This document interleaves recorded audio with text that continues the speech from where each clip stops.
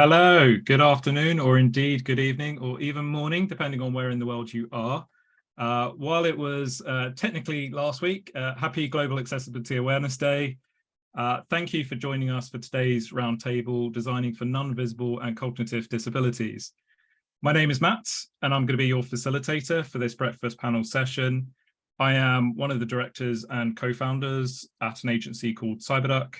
We're a user experience and technology focused agency, and we strive for every experience we create to be inclusive and accessible, both because we acknowledge that it's the right thing to do, but also because it actually makes good sense to do so. Before we start into the session, I've got a little bit of housekeeping to do. So you'll see on the screen, I've been joined by Gomao and as well as Simon, who are BSL interpreters. And if you need, you can pin them to your screen by clicking on the three dots and selecting pin to screen. Live captioning is also being provided. So if it hasn't automatically been turned on for you, you can switch this on by using the live transcript button located at the bottom of your screen and selecting show subtitle. We're also recording this session, so everyone who has signed up will receive an email next week providing them access to the on-demand video of the session. So that's housekeeping out of the way. Now onto the session. In today's roundtable, we're exploring the principles for designing for people with non-visible disabilities. And the aim of this panel is to give people practical insights and tips to take away with them to their businesses and their practices for making digital products and experiences more accessible and exclusive for users, indeed specifically for those with non-visible and cognitive disabilities. And while there may have been major strides in making digital products and services accessible for disabled people in recent years, I think it's fair to say it's frequently treated as an afterthought. Businesses overlook basic details and fall into easily avoidable accessibility traps. WebAIM's most recent edition of its Million project earlier this year shows that 96% of the top million web pages still fail basic accessibility requirements. And this is also particularly true for non and less visible disabilities, despite them making up to about 80% of all disabilities. And these can include things like cognitive and learning disabilities, chronic ailments, hearing and visual impairments, and motor impairments such as Parkinson's. So to help me navigate this topic, I have here with me today a brilliant panel of UX design, accessibility and inclusion experts. And they're going to bring their own unique perspectives from both their lived and professional experiences and what we can all learn from it to make more inclusive services. So before I introduce our panelists, those of you who have joined our previous accessibility roundtables will know that in these roundtables, we like to get you, the audience, involved. So if you have a question, I'd like you to put it and that you'd like to put to the panel, I'd like you to put it in the chat. So either use the Q&A or the chat function, and I will do my best to be a good moderator and make sure that I get your question to the panel. So with all of that out of the way, now to introduce our fantastic panel. You may have noticed that the lineup has changed slightly due to unforeseen circumstances, meaning that Caroline sadly couldn't join us for this session. But we do have a brilliant panel. So we've got Noone, who is CEO and co-founder at Stark, a company that provides a powerful suite of accessibility products that integrates with the tools that you already use and love. And they offer automated intelligent analysis and seamless fixes from design to code. I have also my colleague, Giles, who is senior UX designer at CyberDuck and an all-round brilliant systems thinker and service designer and researcher. And then last but not least, I have my colleague, Meera, who is lead UX designer at CyberDuck, and she is also a UX leader and equally brilliant with a focus on inclusive user research. So with the introductions out of the way, I'd like to start maybe with yourself, Kat, to tell us a little bit more about yourself and why this topic matters to you. Bit about myself is vague. We'll see where we go from there. So myself, I am someone that has two non-visible, at least to all of you, disabilities. And I think generally speaking, for me, the goal is to make clear that no matter what, whether it's visible, whether it's non-visible, people with disabilities have the same rights to navigate the world's latest innovation in a way that is independent and delightful and easy. as anybody else. And so for us at Stark, we have a very, very big mission to make the world's software accessible to everyone. But that starts obviously with making the software for the makers who are doing that. And so my background is, well, I've been designing since I was in high school. I'm a designer by trade and training. Background is in education. So I worked in what's considered special education and for the New York City Board of Education, for the Helen Keller School for the Blind and Deaf, and would go on to work at agencies. I've been on design teams. I've led design teams. I've scaled design teams in both consumer and enterprise, and have been for the last several years now building Stark as our CEO. Thanks, Kat. That's a great introduction. And over to you, Chris. Hi, yeah. So my name is Chris Giles. Yeah, I'm a UX designer at Cyberduck. I've always been a designer, I think, although not always been a UX designer. It's just, I think design is just something that I can't not do, if that makes sense. And yeah, I guess my interest in the topic is really because yeah, I have ADHD. Which I didn't realize for quite a lot of my life, and then you know, I think since then, since I sort of started trying to understand how my own brain works, I think it's really led to kind of understanding how brains work in general and how people work, and you know, through design. I think that's yeah, that's obviously sort of a major kind of consideration when we're thinking about design, because we're designing usually for people. And yeah, I think it's, you know, it's something that I think is, you know, just thinking about especially designing for cognitive disabilities or you know, neurodiversity is something we're really in our infancy with. And I think it's just quite exciting just to have discussions about it and to explore what it means for different people, and, you know, get closer to I suppose a common understanding on it. So I'm just kind of looking forward to having a discussion on it, really. Brilliant. Thanks, Chris. And over to you, Meera, same question. Sure. Hi, everyone. My name's Meera. I'm a lead user experience designer at Cyberduck. So my background's quite different from everybody else. So I spent 15 years in banking. So I used to think in Excel, think in grids and spreadsheets. And then I moved over to UX design to do more impactful work and build on my problem solving skills. So I started as a bit of a generalist, did everything from research to interaction design to testing. But now I've found myself more intuitively aligned with discovery, with research, to understanding what businesses look for, what people look for. I've been doing some work around inclusive user research, working with vulnerable people, particularly in financial services. So shifting a little bit from problem solving to problem uncovering. So that's where I am at the moment. Thanks, Meera. It's an interesting path into the industry, isn't it? Well, to kick off, let's, I think, frame the challenge in front of us. So I'm going to share a personal story. So a couple of weeks ago, I was heading to another panel discussion in London about accessibility that I was hosting, and I serendipitously came across this poster on the London Underground that said, "Be considerate to others, not all disability is visible." So I think with that in mind, for you as the panel, what are some of the stereotypes and common misconceptions that we face with non-visible and cognitive disabilities? Perhaps Chris, you want to come in first on this one? Yeah, I think it's really interesting, because for me it's kind of like, where do we even start with that? Because I suppose where I would start with that is not everybody will think of their own sort of ability as a disability. So defining, or even just thinking about what ability is, and what does that sort of mean for, you know, how we are in the world. And for me, you know, it's just my personal experience. It's something I think about a lot. And for me, my sort of difference, if you like, is it can be disabling.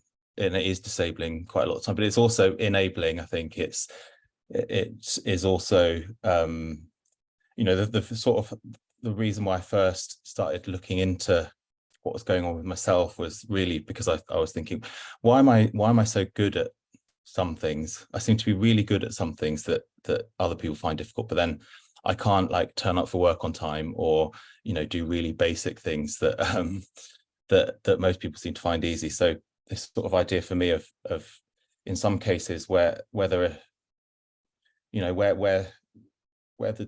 differences in behavior kind of become a disability, and where can it sometimes create sort of new ability, or can it help with other kinds of ability, and sort of thinking about it in less of a black and white way, I think is something for me which is a starting point, and really thinking about what that means. And what about yourself, Kat? If you sort of come across like common tropes or misconceptions around non-visible disabilities? I mean, I think Chris hit it on the head. I mean, look, disabled doesn't mean unable. And I think there are also misconceptions, which I think we don't talk about, where now with the rise in education of disabilities in general, it's fantastic because now the conversation is happening. And when the conversation happens, it's a forcing function for change. And that happens in organizations and in society as a whole. But you have, you know, a variety of people at this point coming in and saying, oh, you know, I'm this or I'm that. And the reality is, no. You know, getting on stage and getting ready to go on stage and speak in front of thousands of people should make you nervous. You should be anxious. That's a normal response to an abnormal situation. You don't do that on a regular basis.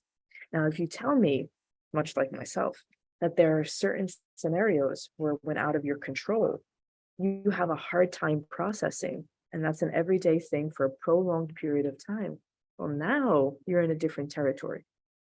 And so I think there are a lot of misconceptions about what is or what is not, and what makes something a disability and what doesn't. I think one thing we don't realize is that there are a number of, you know, much like individuals with comorbidities, there are a lot of non-visible, but also disabilities in general, that become forcing functions, albeit unintentionally, for other disabilities. And so, for instance, it may be that you are an individual that has anxiety, and because of that, depending on the type of frazzled you get, and at this point I'm now speaking on behalf of me, depending on the type of frazzled you get, it triggers things like ADHD-like behaviors, because you're actively avoiding, and then that triggers anxiety more, and then OCD-like behaviors start to manifest, right? And so now you get this this whirlpool, and I don't think people realize that either, is that it's not black and white. It's not clean cut. And I think there's a lot of, realistically, research that is now being done the more we as a society start to talk about it, right? If it's not talked about, it doesn't exist. And so I think one is a forcing function to the other. I'm rambling now, so I will stop, but those are my thoughts. I think it's really important what you've said though, and I think it's very true that and Chris, you touched on this yourself as well, that people's experience of disability is individual to them, and just, you know, two people who might have a, you know, perhaps autistic, for example, their experience of it are going to be both individual to them, but also localized to the situation that they're in as well. So Meera, I mean, I think you talk quite eloquently on this topic in terms of, you know, valuing everybody's role, and making sure that, you know, we challenge some of these misconceptions.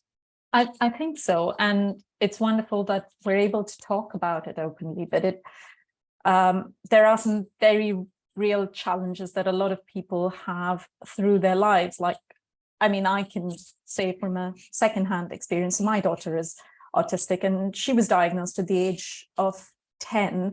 And the most common misconception is the number of people who tell her, but you don't look autistic.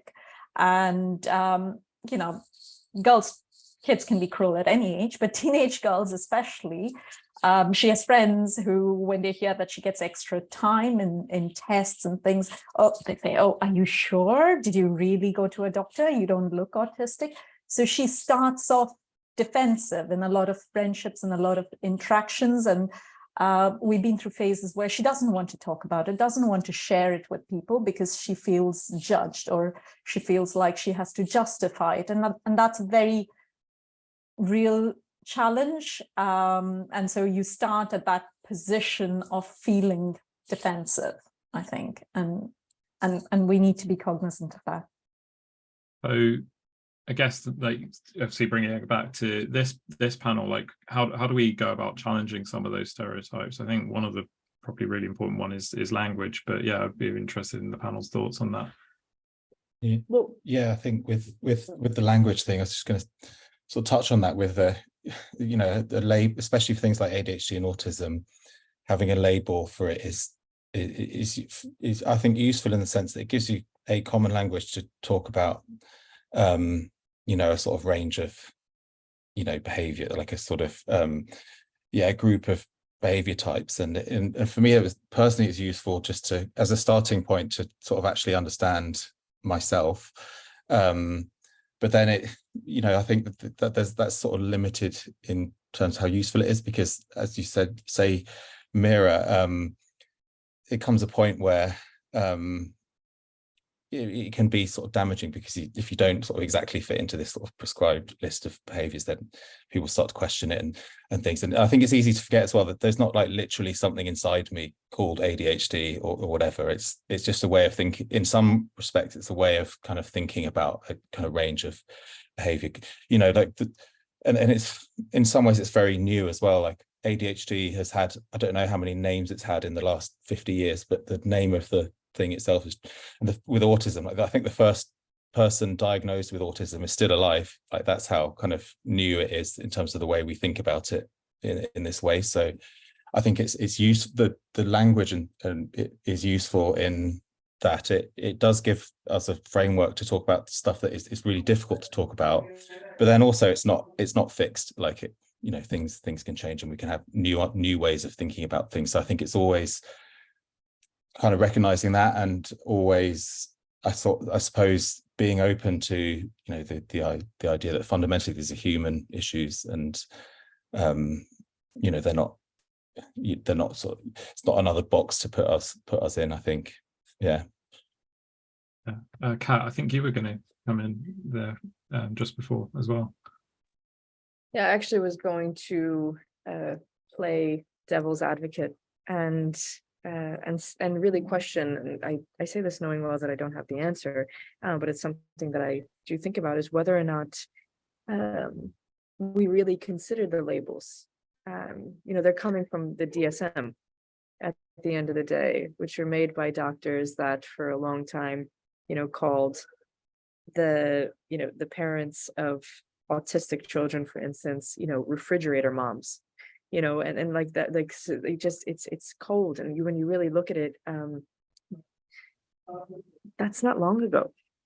And that's a good thing and a bad thing. Not, you know, it's a bad thing given, well, it wasn't really long ago, but it's a great thing in that, look how far we've advanced since. And you have to look at, you know, it's very difficult to change humans, right? We're very primal. And so you have to look at those small steps toward the larger change. But regarding labels, I always wonder, you know, where are these labels coming from? Are they just an evolution of, you know, a medical profession that doesn't really account for the societal impact, and understanding, you know, more from like the social model, that it's the environment that disables the individual, not the other way around. And right, you know, for Meera, it's Meera's daughter's school system that is fundamentally ignorant to the world of disability, and it's not taught as a whole, and it's not taught at home. And because of that, you have those conversations, you have exclusion by default, exclusionary behavior, and that is because of labels at the end of the day, instead of, you know, the understanding that there are just some kids that may need, or brains work different. I was a horrible test taker, brilliant student, horrible test taker. And, you know, you don't account for that when you mark a label as a, F or a bad student or whatever. And it's just like, by all standards, I didn't turn out too bad. I think I did decent, and so you look at that and you're just like, what's the delta between that? And quite frankly, what the hell are we doing? All because of labels. That's interesting, because I was the opposite. I was a really good test taker, but terrible student. So kind of nobody ever knew that I was finding anything difficult, because it didn't look like it. But, I really was struggling, and I just happened to be good at passing the exams. So yeah, in that sense, it's I think the difficulty that individual people have is often sort of not really to do with those behaviors. It's the reaction that you get to them, and the kind of trauma that's, if that's what you've had from a young age, then that will shape how your mental models of the world. And that's, I think, I don't know. I think it's more of a kind of psychological thing than a kind of neurological thing, and at least in the way that it is in my mind. But yeah, it's different for everyone. It's true. And I think, going back to the point around language, it's labels, but it's also the language around the labels. I mean, the number of times I've had a discussion with somebody, a primary school, who've said suffering from autism.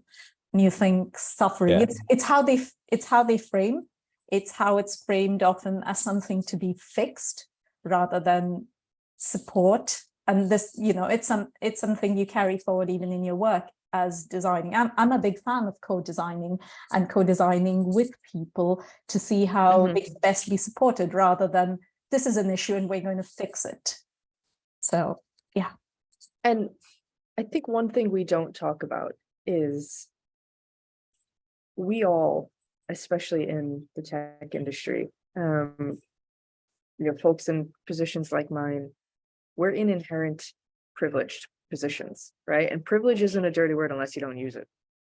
And I think there's an opportunity to use our platforms to actually invoke change. And the one thing that I always say is that a sustainable solution to this, to actually ensuring exclusion doesn't happen, only happens when people of privilege choose to dismantle a system that makes them feel special and powerful, right? That you need to speak up. You need to, like, if people are willing to listen, then use that as a forcing function to shape the language that we use. It wouldn't be the first time it happens. Anything regarding dichotomy or binary thinking, which we are as humans, we're binary thinkers, will have an us versus them. Yeah. And so when you have a position of privilege, using that platform to actually invoke change is the only way that the new papers and legislation gets signed, the inclusion in an organization changes, right? It looks different than this, what we consider this male pale Yale group that is running the top organizations in Fortune 500 and Fortune what have you. That's how it actually happens. Yeah, thank you. I'd like to bring in maybe a couple of audience questions, but also like to sort of bring it towards, what practical things could we be doing? So if I sort of frame it this way, you touched on that yourself, Kat, just then. People in positions of privilege should use that privilege to support this. So, like, thinking of our panel and the people in our panel within the organizations that they're in, what can people practically do in their organizations to start the conversation about this, or start on the path towards more accessible design, particularly for people with cognitive disabilities. Speak up. You look at a lot of these organizations, these enterprise organizations. When has a white man in a position of power ever been fired? When? These people are at these organizations for 25 plus years. Speaking up. That's what I'm saying in terms of like using that position of privilege, getting, it just takes one. That's it. It takes one to just say something and be a dissenting voice. You look at the psychology of boardrooms, the one person in that boardroom that just even grimaces influences the mood of the entire boardroom. You can get a completely different decision just off of that one grimace because they're like, that's an influential person. Their energy is very strong. I probably should trust them. And so just speaking up in those places and saying, this shouldn't be how we do it here, is enough to get people talking. Sorry, Meera, go ahead. No, sorry, I didn't mean to interrupt. I completely agree. And I think another thing which is very important is to look around you and see who's missing in the room. So changing your hiring practices to make sure you're hiring people with diverse, neurodiverse conditions, with disabilities, visible or non-visible, so that you're not just building products, designing products for people, but you're designing and building with them. Like you have somebody who's autistic, who's doing your QA, who's building your website, who's designing with you. And I think having that voice in the room is important because you're not othering them. You are them. So you are a diverse group of people. Yeah, I think it's also... No, go ahead. Chris, I just wanted to jump in real quick because I saw someone in the chat mention, that, they feel pretty uncomfortable that we're targeting a certain group of people in the boardroom. Isn't this us discriminating? No. At the end of the day, if that's the only way that we can invoke change, then you need to actually go after the group that can invoke that change. It's not discriminating, it's capitalizing on reality.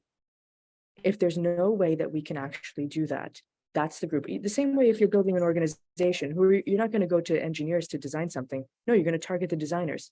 If that's who made the mistake, if that's who needs to actually work on the product to move it forward, that's who you're targeting. It's not discrimination. The fact of the matter is we haven't moved anything forward, even with regard to digital accessibility. It's been around for the last 30 years. Why the fuck hasn't anything moved? Because we've been too comfortable with not making the people in positions of power uncomfortable. It's not discrimination, it's reality. And we need to get uncomfortable for once. Otherwise, nobody in this position, our children, the people who actually matter in organizations that have been shamed and excluded and discriminated against, actually have a shot at being in a position of power, actually have a shot at making a difference. And you know what? If we don't change that in organizations, if we don't change it in schools, then society does not change. So yeah, let's get real fucking uncomfortable at this point. Sorry, Chris, go ahead. I can't remember. Yeah, so I was going to say that I think it's on every sort of individual person's responsibility. Every individual person has a responsibility, I think, to look at themselves and their own sort of vulnerabilities, I suppose, and to understand why they behave the way that they do individually, what's happened to them in their past that has meant that they've ended up in this position here today, thinking the way that they think and doing the things that they do, both good and bad. Because I think there's a sort of temptation, I think, when you are in a place of privilege to, I suppose, be aware of the fact that you're privileged, but maybe not to look at the ways in which you're not privileged, and everybody will sort of be disadvantaged in a certain way. Nobody's kind of perfect, and I think by looking into those things, you can almost sort of learn more, I think, than that you're looking at sort of the way that you behave in a kind of dysfunctional ways, potentially sort of that's I think where I would start with the discomfort, being sort of looking at the ways that the things that you don't like about yourself, and kind of understanding that how does that happen, and what's happened in your life for it to get to that point. I think I'd like to see more of that. I'd like to see more kind of people working on themselves, and for that to be something that's both possible and encouraged and easy to access, you know. Yeah, there's a question there's a few really good questions in the chat right now, and I'll try to get to all of them. There's one that's that I was just thinking of myself, which is like, is anyone really doing it well at the moment? Is there any good examples where organizations are designing well for accessibility inclusion, particularly obviously with the focus on this topic? Maybe Meera, do you want to come in on that one? I mean, from an accessibility perspective, I still hear so much good stuff and see so much good stuff on Gov UK personally. It's the number of people who've told me what a pleasure it is to use. I think they're doing some really good work, and because it's Gov UK, they're able to do things at scale, which has a real impact, and you know, it impacts lots of people, their personal lives. And I think I would definitely call out Gov UK and GDS on their work around accessibility. Chris, Kat, any examples, like who should we be looking to as like examples of people that are doing it well? In terms of inclusion and accessibility? Yeah. I think Microsoft's doing a really great job. They're, you know, you look at the, you know, CEO that's in place, you have a diverse, you know, someone in the CEO position that fits, you know, all of the diversity buckets, had a son, unfortunately, that passed away, that had a, you know, a disability. It was very public about that. And, you know, at the end of the day, the fish rots from the head down. And so the CEO uses his position of privilege to at least, you know, what goes on internally, again, takes time. And I'm sure there are things in Microsoft internally that still need to change drastically. But as a whole, you have 100,000 person organization that are all speaking a language about and understand and hear and see the importance of inclusion. And that bleeds into the design and the events and the advocacy. To me, that's a win. That's a win. And that those things compound over time, and they bleed out into the industry as a whole. So I'm a big fan of the work that they're doing. There's many others. I could sit here, which I think is also a misconception. We think that most organizations or most people don't care about it. It's a wrong perception. I've talked to thousands and thousands of people at this point, and people just don't have the language, and because of it, they shy away from it. And they feel shame. Shame is a hell of a drug that we don't talk about.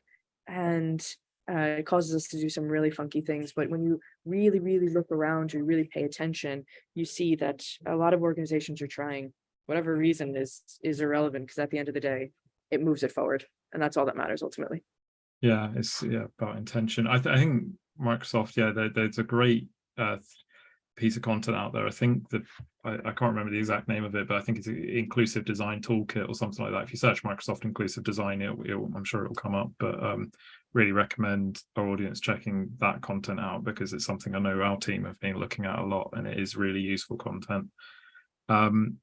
Somebody in the chat asked, they said, I'm a content designer at an online bank.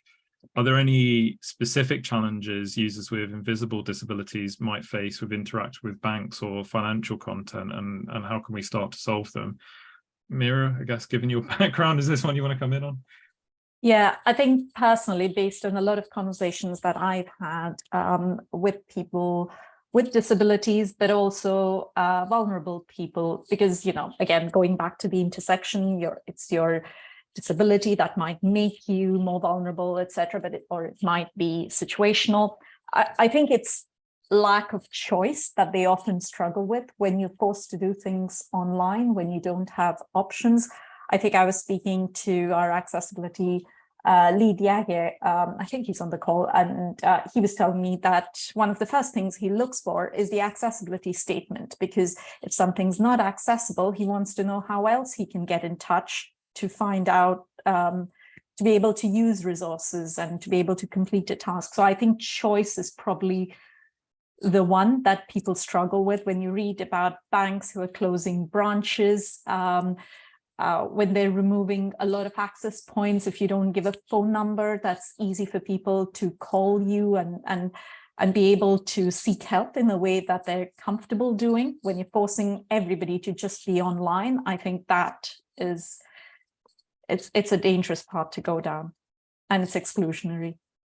Yeah, I think the bank example is quite interesting, because if you think about sort of, what an invisible disability is, like in the context of using a bank, a bank's a financial product or something like that, is poor sort of financial knowledge. Is that a disability? Because it means you're less able to sort of use the tools that are given to you.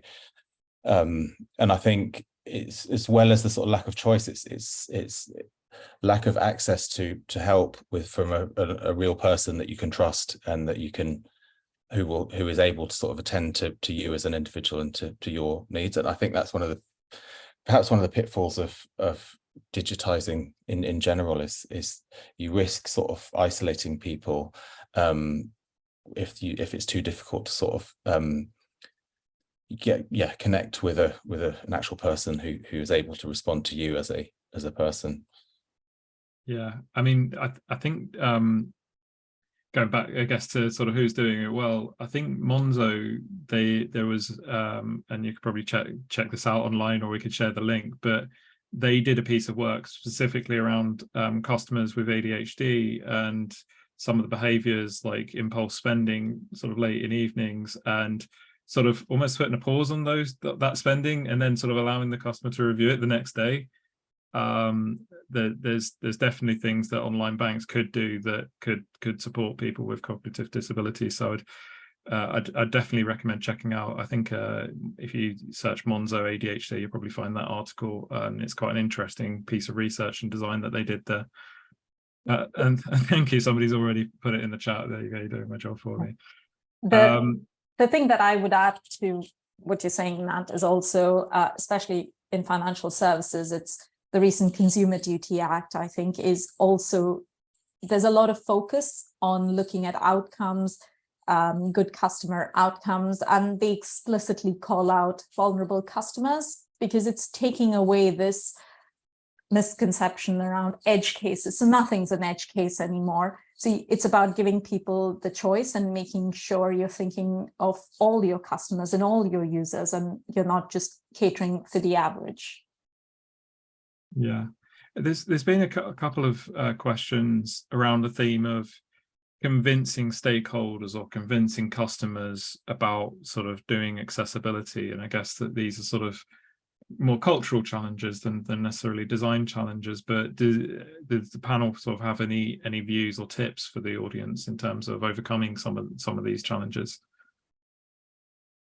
Yeah, so again, we talked to so many, I mean, our customers are enterprise organizations, teams of all different sizes, and the reality, that a lot of, there's a contention point between like the individuals that are doing the work and also the customers, saying like we shouldn't need to just only rely on the fact that this is good business, this is good to do for business, to actually move things forward in an organization.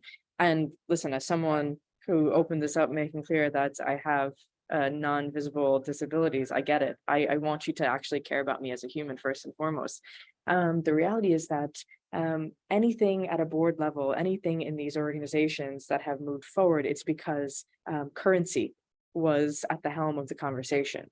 And now we're at the point where accessibility is being discussed in the boardroom. Why? Because currency is at risk.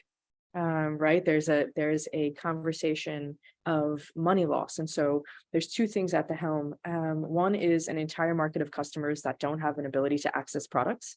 And the other is fast incoming regulations. And so companies have a 2025 deadline that's set by laws in the EU, with Canada, Australia, and the US fast following, that says you have to actually comply. And so organizations are going to risk losing out on market reach, losing out on customers, large organizations as customers, because they're not compliant, getting hit with fines from governments, and also getting hit with lawsuits.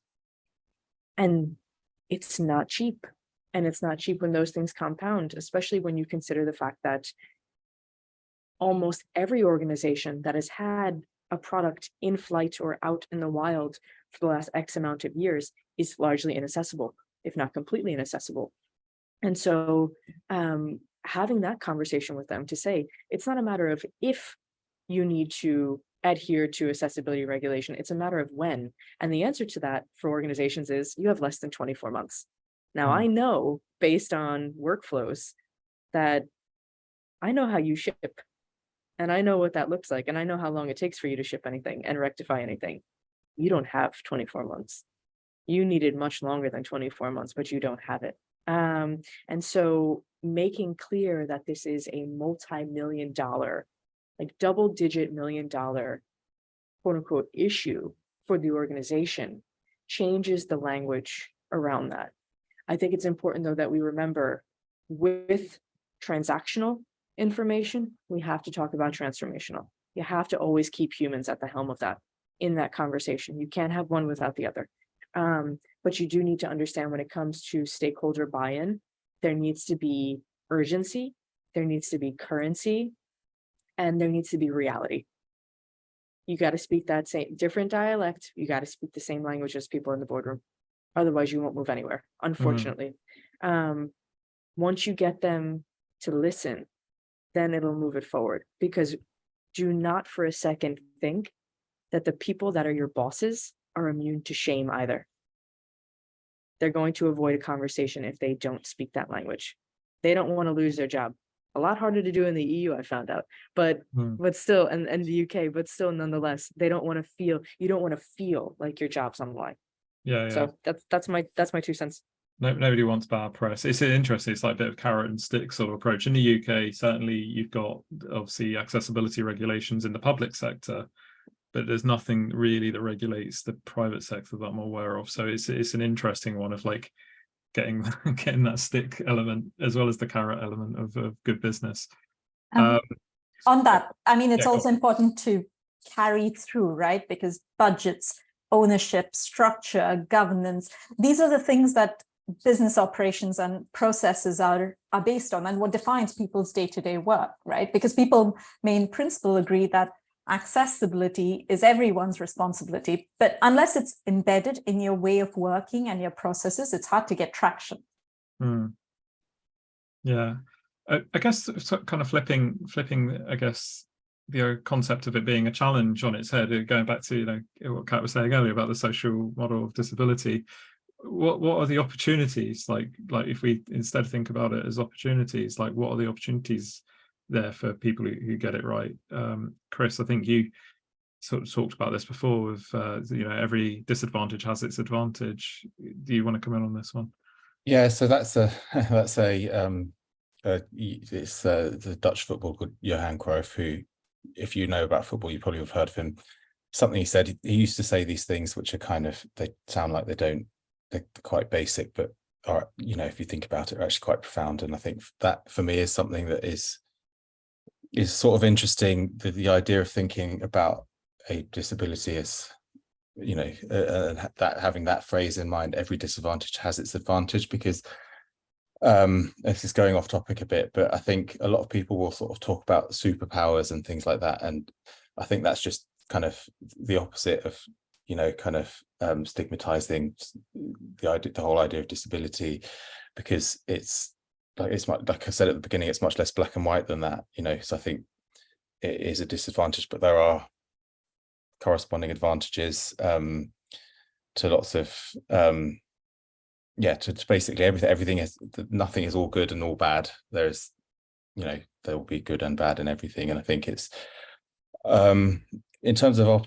bring it back onto topic, I think when thinking about sort of designing how do we do it, what are the opportunities, I think for me something that I like to, and this is nothing, I'm not going to sort of talk about anything specific here, but it's thinking about similarities rather than differences, because I think as people, I think we have a lot more in common than we have that are different. We just like to focus on the differences because that's one of the ways we make sense of the world, but kind of really kind of shifting that whole way of thinking and thinking about, okay, well, what do we have in common, and what is universal, and really trying to sort of understand that, I think is something that for me helps me to think about, I guess, design in general, but especially things like this in a different way. It opens up a lot more possibilities.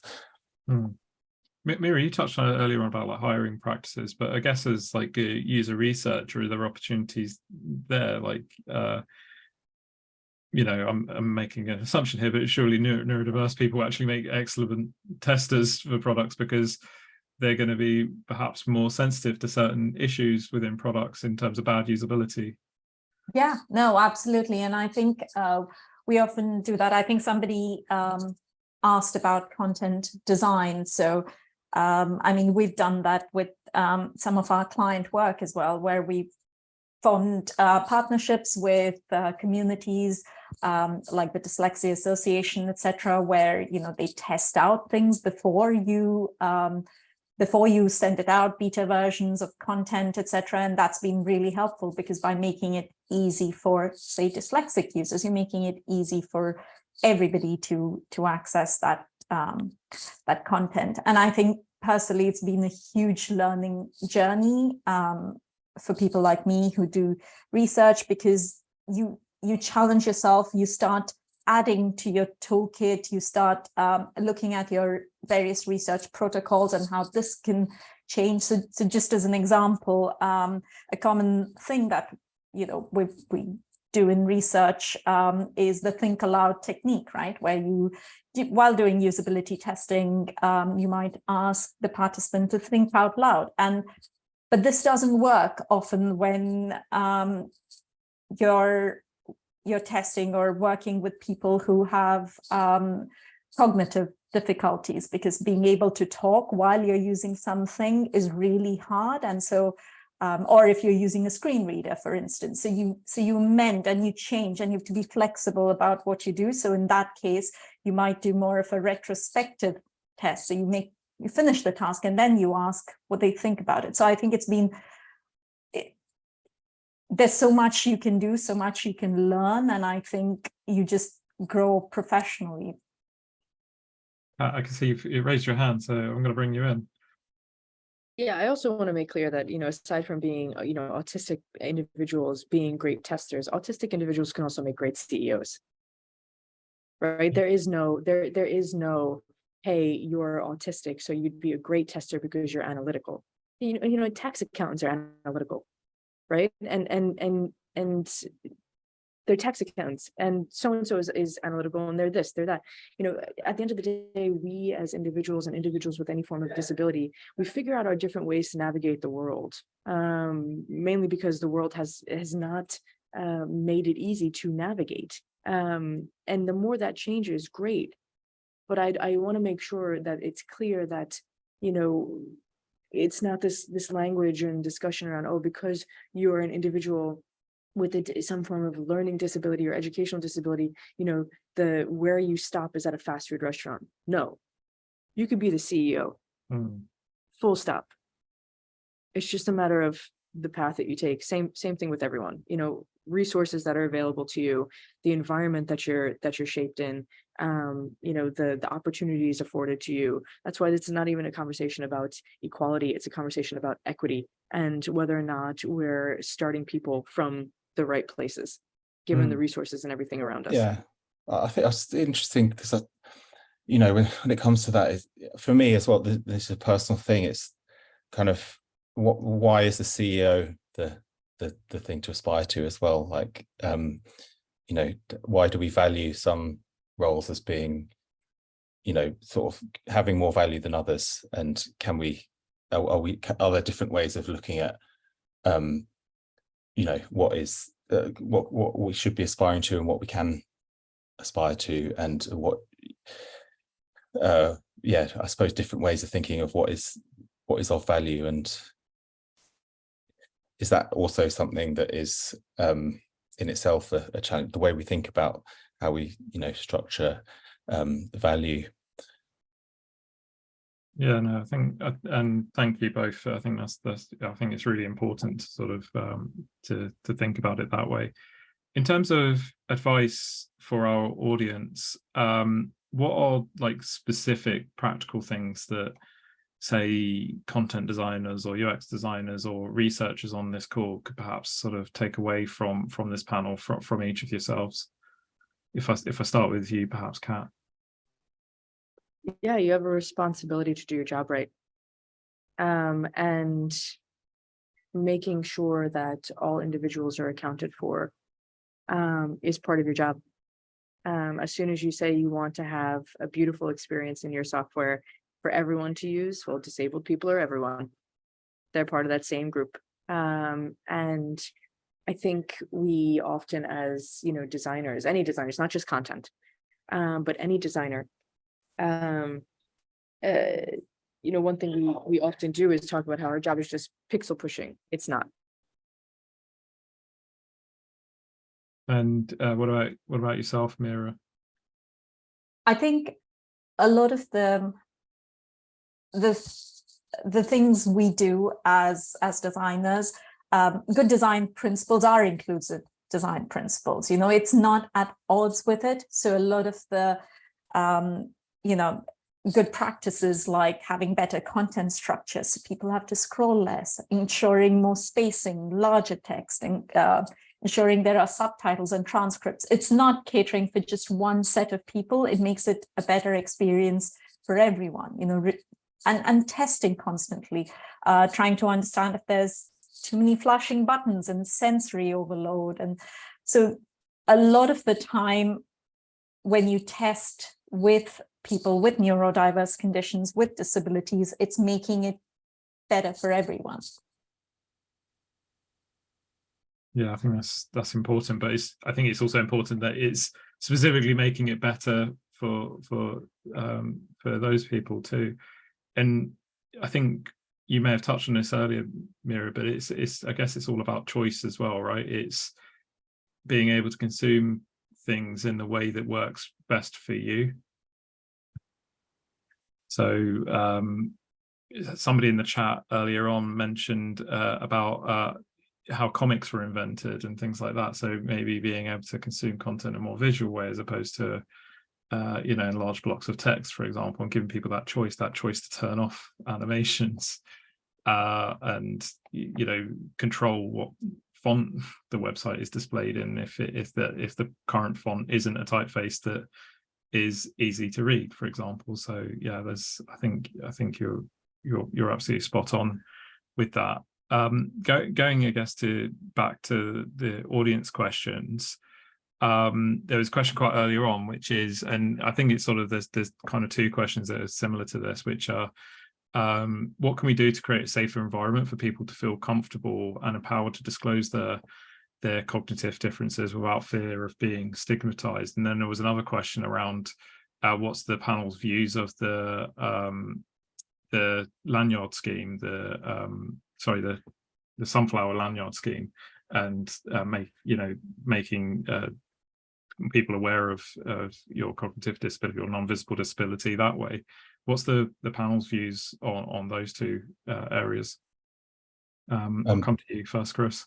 Oh yeah, so for that first one, I think sort of going back to what Kat's been saying about shame, I think it's really sort of understanding your own shame and your own issues, and being able to I'm sort of assuming that what can we do with the question, it's as somebody in a kind of leadership position or position of authority or something like that, but it really applies to everyone. But yeah, understanding your own stuff and being able to be open about that and being able to disclose, because you will have stuff, everybody does. So being able to, I think it's being able to disclose your own things, that kind of by doing so, you're leading by example, really, and that's what creates the environment, I think, which makes it easier for others. And Meera, Kat, any thoughts to add to that? So you mentioned the hidden disability sunflower scheme. I don't agree with it.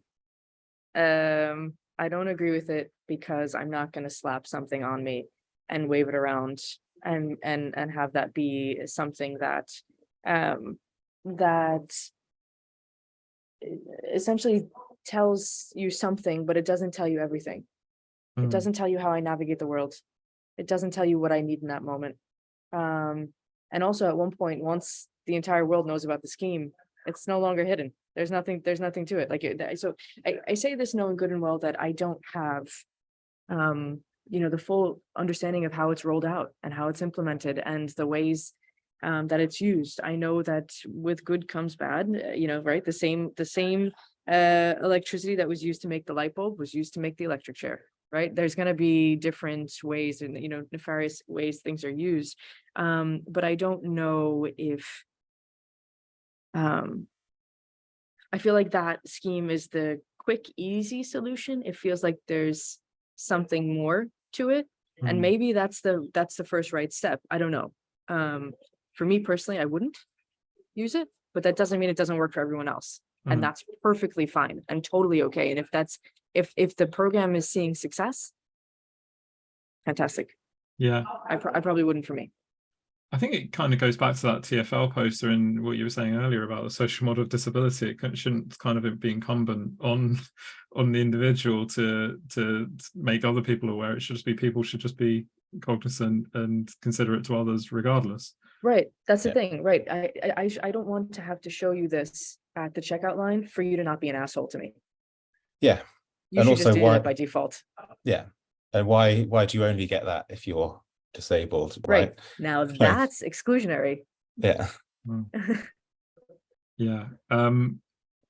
I guess we're coming towards the end of the panel, and it has been really interesting. And honestly, we could probably go on for hours and hours. I still barely scratched the surface of the topic, but I guess that as a sort of quick fire wrap up thing. So if you were to leave our audience with one takeaway, what would it be? And I'm just going to go in the order that you're on my screen. So Meera, if you could go first. I think personally, I would say get started anywhere, whether it's user research, speaking to people, a diverse group of people, whether it's just getting an accessibility audit on your website, just talking about it in your company, just start somewhere. For a lot of people, and a lot of companies, there's very fragmented understanding of what this means, and that stops them from starting. So I'd say get started in any way, and speak to people. Sure. And Kat? Plus one to what Meera said, surround yourself with people that are having this conversation, right? Like we always say, surround yourself with the people that are going to level you up. Do that here. There's plenty of communities that enable us to do that. Be the dissenting voice in the room that even just sparks a challenge and says, well, have we considered disabled people here? Because all it takes is one, and you do that in enough rooms and people will start to walk away and question, well, what happens if we don't? And that's really all you need. Do your own research, join communities, the whole nine. Yeah. And Chris?